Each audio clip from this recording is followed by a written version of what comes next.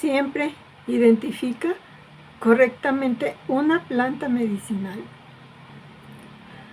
Todos los seres vivos que habitamos el planeta Tierra, plantas y animales, tenemos un nombre como especie.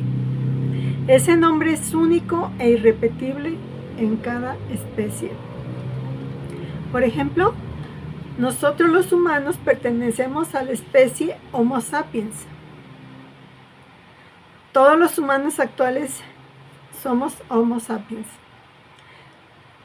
Los lobos son una especie, Canis lupus. El caracol gigante africano es la especie Lysacanthina fulica. Una rica manzana pertenece a la especie Malus domesticus, etc. Aclarado esto, debo entrar en el tema de la confusión de las plantas medicinales. Un asunto tan delicado que hace varios años esa confusión causó varias muertes en Bélgica, allá por los años 90, y ha seguido causando muertes en muchos lugares. Bueno, voy a contarles brevemente este caso. Una clínica especializada en adelgazamiento dio tratamiento a mujeres que estaban un poco con sobrepeso. Pues estas jóvenes con ese tratamiento terminaron sufriendo de una falla renal, gracias a un preparado hecho con plantas medicinales que se suponía debería de contener las siguientes sustancias: polvo de cáscara sagrada, acetazolamida, un veneno para el riñón también, extracto de belladona y 2 hierbas chinas, la Stefania tetranda y Magnolia officinalis. Estas dos últimas se importaban directamente de China, por lo que no había mucha supervisión. Después de la muerte por falla renal, el gobierno investigó el medicamento que se les había prescrito y descubrió que el mismo no contenía la planta Stefania tetrandra, que en China le llaman pinyin, sino que contenía otra planta que también se llamaba pinyin, una que contiene una sustancia muy dañina al riñón, la Aristolochia fauci, que como dije antes también se le llama pinyin. Ese error fue fatal para muchas mujeres que murieron, y muchas otras no murieron, pero varias tuvieron que sufrir un trasplante de riñón. Todo porque los proveedores de las plantas en China se guiaron por los nombres comunes y no por sus nombres científicos, lo cual es muy conveniente, porque si no tienes una planta, pues la sustituyes por otra de nombre igual, sin averiguar más. Bueno, entonces vamos a ver a fondo cómo es esto de los nombres de las plantas. Es muy útil ir conociendo los nombres científicos de las mismas. Desde luego, si quieres profundizar en el mundo de la herbolaria, esto es imprescindible. Los nombres científicos son los mismos nombres en todo el mundo, en todos los idiomas, al contrario de lo que sucede con los nombres populares, que difieren bastante de una ciudad a otra, de una región a otra, de un estado a otro. Pero el nombre científico es el mismo y se pronuncia exactamente igual en todos los idiomas, por su origen latín. Se pronuncian como se dicen en latín. El nombre científico de una planta consiste en 2 palabras: el género y la especie. Por ejemplo, el ciprés, su nombre científico es Cupressus sempervirens. La primera palabra indica el género y se escribe siempre con mayúscula, y la segunda se refiere a la especie y se escribe con minúscula. Y en los escritos siempre se escriben con letras cursivas. Ya lo mencioné antes, pero es importante hacer énfasis. que toda planta que utilicemos, aunque sea muy conocida, aún por la herbolaria local, debe estar plenamente identificada. Aquí no cabe esa situación de que las personas confundan una planta con otras. Por ejemplo, si buscas en Google la palabra tacote, que en mi región es una especie de girasol silvestre, verás cuánta variedad de plantas te salen bajo ese nombre, y cada una de especie diferente. Si nos dan la referencia sobre una planta para su uso en remedios herbolarios, primero hay que hacer un poco de investigación para reafirmar los datos sobre la planta. Pues existe el riesgo de seguir un tratamiento que no corresponda y le hacemos perder su tiempo y su dinero al cliente. Es muy raro que una planta sea hepatotóxica, muy raro, yo creo que uno entre miles. Además, una correcta identificación y su investigación puede salvarnos mucho tiempo y nos puede acarrear muchos pacientes satisfechos, como sucede en mi caso. Con una planta medicinal debemos de tener las mismas precauciones que tenemos con los hongos. ¿Verdad que no vamos al campo y simplemente nos comemos un hongo porque es un hongo? O alguien nos dice, ese hongo se come. No, cuidado. Entonces, voy a dar ejemplos. Un ejemplo vale más que 1000 palabras, ¿verdad? Bueno, entonces voy a enseñarles plantas que son casi idénticas, pero que no lo son y tienen propiedades muy distintas. No son plantas tóxicas, mayormente. Pero como dije antes, ¿para qué hacer perder el tiempo a nuestros pacientes con tratamientos que no sirven? Y su tiempo y su dinero. Y además perdemos prestigio, perdemos pacientes. Así que ya saben, el tema de la confusión en la identificación de las plantas es de vital importancia. Vamos a comenzar con los ejemplos. Para identificar una planta o cualquier ser vivo es absolutamente necesario tener la mayor cantidad posible de datos. No basta con que se parezca esta planta a aquella, ni con que huelen igual, ni con que se llamen igual, ni con que otros la estén usando y te juren que con esa se curaron la enfermedad que sea. Lo primero que tenemos que hacer es utilizar una foto. Luego usamos una aplicación gratuita, hay cientos de aplicaciones gratuitas. Bueno, no cientos, pero sí hay muchas. Está, por ejemplo, PlantNet, y lo descargan en su teléfono, le toman foto a la planta y ahí ya les da el nombre científico. Entonces lo que ustedes tienen que hacer es irse a un lugar donde haya una base de datos de plantas medicinales. Entonces, luego de identificado tu nombre científico, ver si concuerda con los estudios que se han hecho sobre las propiedades de esta especie. Claro que no siempre es necesario dar estos pasos, solamente basta una vez a lo largo de nuestra práctica herbolaria. Eso sí, les digo que van a tenerse que estar memorizando los nombres científicos. Y no se asusten, solamente van a necesitar en toda su práctica de entre 10 a 20 plantas diferentes, las cuales varían de acuerdo a la disponibilidad en nuestra región. Bueno, pero volviendo a la correcta identificación, y como hay confusiones respecto a sus nombres, hablaré de la especie Turnera difusa, conocida como damiana. Todos conocen la damiana, huele precioso. Esta planta se ha empleado durante miles de años en todas las herbolarias, como sedante, como nervina, para aliviar problemas relacionados con el sistema nervioso y para la libido.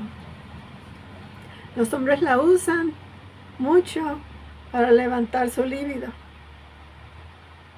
Es muy apreciada y no debe faltar en nuestro repertorio.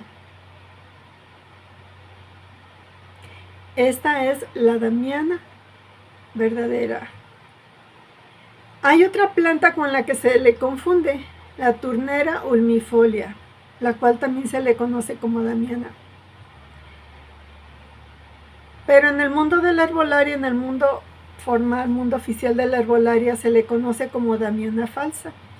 La turnera ulmifolia no posee ninguna propiedad de las que posee la verdadera damiana. Y he visto que la venden en Mercado Libre, como si fuera la verdadera damiana, a un alto precio. Y en la realidad, la falsa damiana, pues, no tiene mucho valor. Realmente hay otras plantas que tienen mejores propiedades que esas. Y la pueden encontrar creciendo en cualquier sitio. Y les daré un segundo ejemplo. También mencionaré la Tribulus terrestris, otra planta con propiedades afrodisíacas, muy codiciada, que se vende a un alto precio. Se cree que puede aumentar la testosterona, mejorar la función sexual y aumentar la energía y vitalidad. Los gimnastas la usan mucho. Crece de forma silvestre en lugares descuidados y en ocasiones en lugares poco áridos y poco aptos. Su semilla posee unas espinas que causan mucho dolor. Esta planta se confunde con la Calstroemia hirsutísima, una planta casi idéntica, pero cuya semilla no tiene espinas. En eso se distinguen. Que además es una especie forrajera sin uso medicinal conocido, pero contiene saponinas que se ha reportado que causa lesiones nerviosas en el ganado, dejándolos incapaces de moverse bien.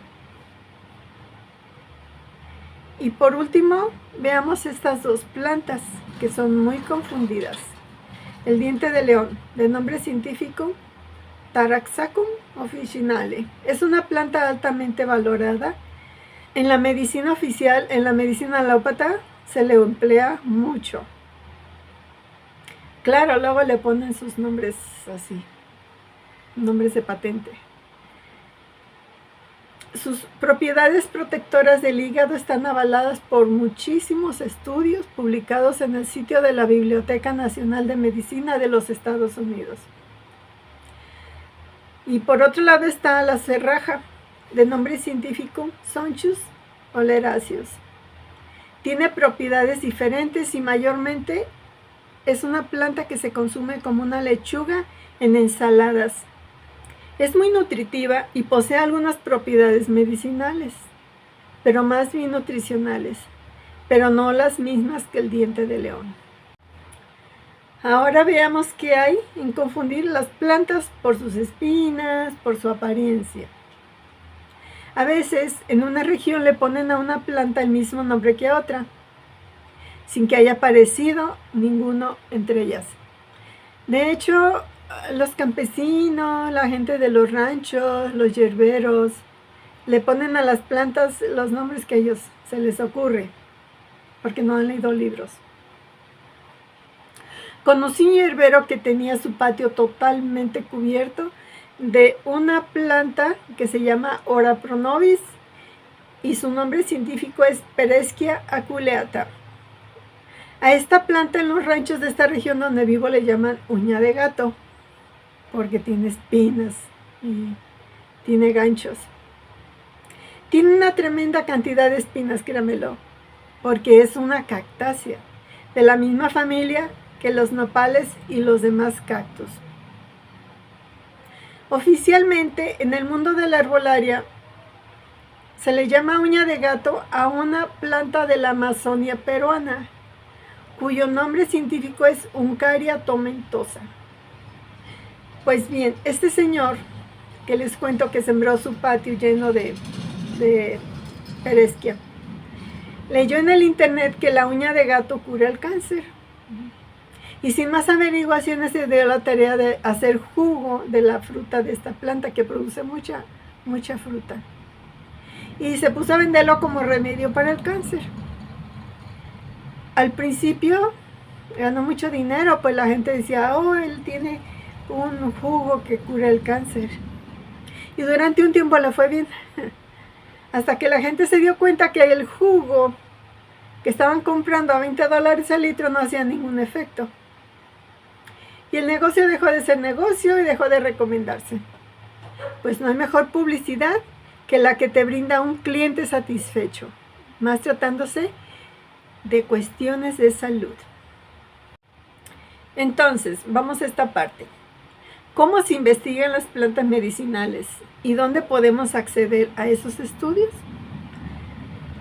Bueno, la investigación científica de las plantas se lleva a cabo a través de la botánica y otras disciplinas como la biotecnología vegetal y la fitoquímica.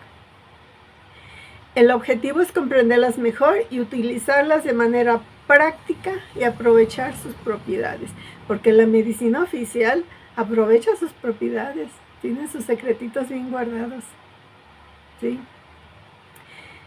Generalmente el primer paso en el estudio científico de una planta es por medio de la etnobotánica. Etnobotánica habla de cómo practica la herbolaria o la medicina ancestral las personas de una región. Un conocimiento que viene desde cientos de años atrás. Es el conocimiento tradicional de las plantas que se ha transmitido oralmente a lo largo de las generaciones por medio de los antiguos médicos botánicos, por medio de los chamanes, curanderos, de aquellas abuelitas sabias que nos curaban con tisanas y emplastos, etc. En internet se conservan en sitios especializados los antiguos libros de los médicos herbolarios, aunque la mayor parte de esos libros están en otros idiomas. Yo tengo varios discos, cada uno de 4 terabytes, llenos de esos libros. El sitio donde pueden encontrarlos se llama archive.org. Voy a dejar el enlace en un comentario abajo.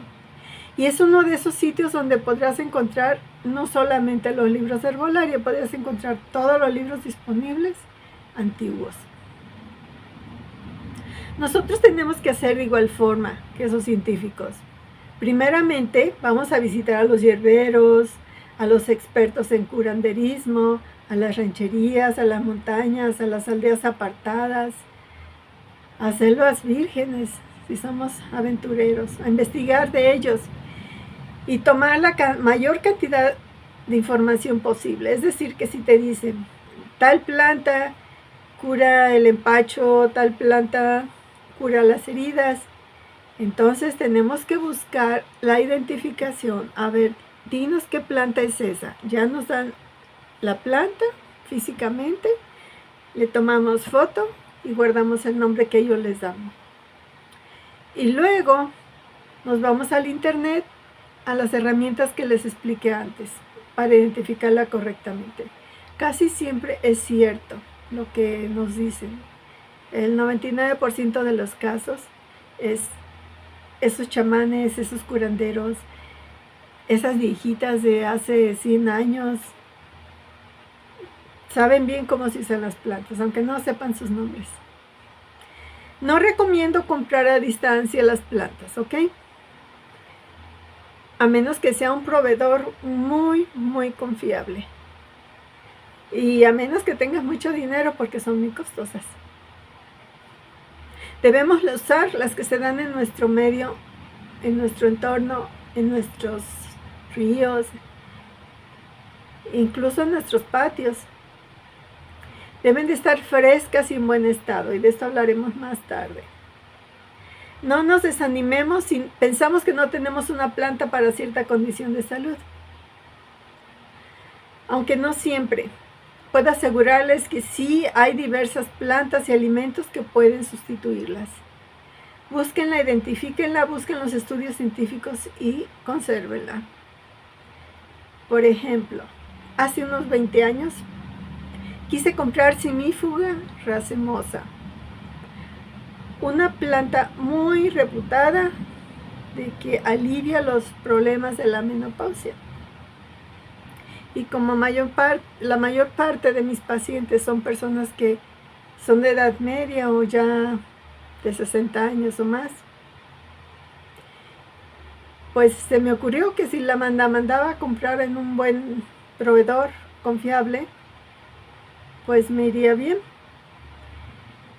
porque esta especie no existe en nuestro país, a menos que alguien me diga que la vende, y con mucho gusto yo se la compro.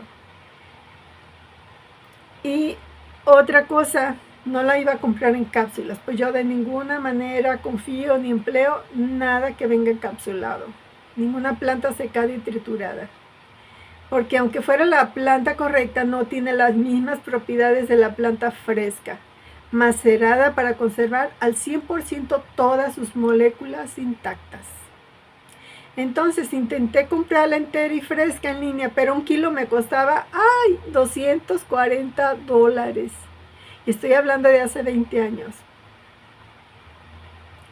Bueno, me di a la tarea de investigar las plantas que se dan abundantemente en mi país, y encantada me encontré con una abundancia de recursos.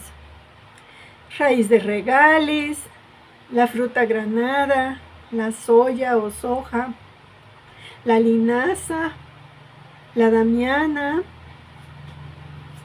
etcétera, y muchas, que además de tener efectos estrogénicos, algunas son bastante nutritivas y mejoran el estado de salud en general.